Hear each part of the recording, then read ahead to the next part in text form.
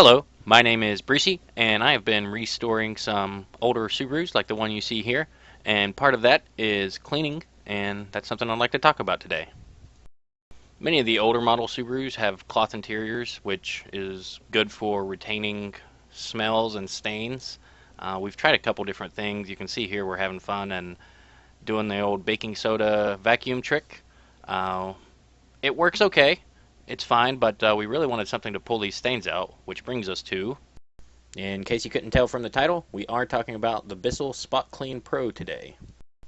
Real quick, I'm not sponsored or given any special treatment. I bought this with my own money, so all my thoughts are my own. Moving on from there, starting out, I'm going to show these pictures of this seat in this vehicle that I'm cleaning to give you an idea of the state that it is in when I got it. This is going to be the before. So the first thing we did is we went ahead and vacuumed the area. The instructions for the Bissel don't actually say you need to, but I figure for our use, anything that helps it out and just picks up that debris, there's like dried leaves and stuff in here, should help it out.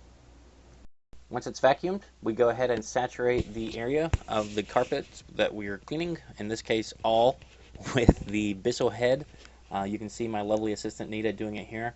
We didn't find you could really oversaturate the area. We originally worried, but we did not find to have that issue. Like you can see, everything's getting sucked right up. The head has some bristles on it that help soften up some of the stuff that's more ingrained, and then it is difficult once the area is saturated to spot stains, but you'll see the head has a clear indicator, and I have a better shot here I'll show later of when you're over one of the stained areas, and you can see it working. It really is this fast to work it. Like, you just run it over and it sucks up most of it. You do have to play with the angle a little bit, and going over an extra pass or two definitely isn't a bad idea. And this is an after, and I'm really happy with the end result. It's not 100% brand new, but it's pretty close. Before you go, there are a couple things I want to talk about, and hopefully this helps you out.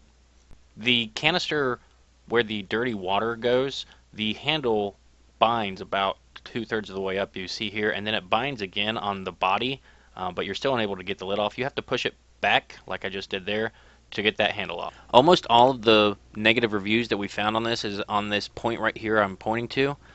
The handle is stored at a weird angle from the factory.